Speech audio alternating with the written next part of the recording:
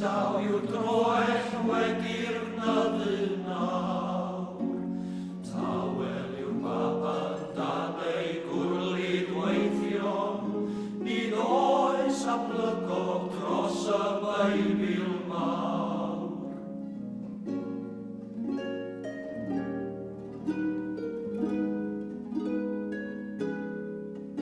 Mae'r dresel olw yn llawn o lestri gleisio, a'r Jenny yn y cwbwr bach i gyd.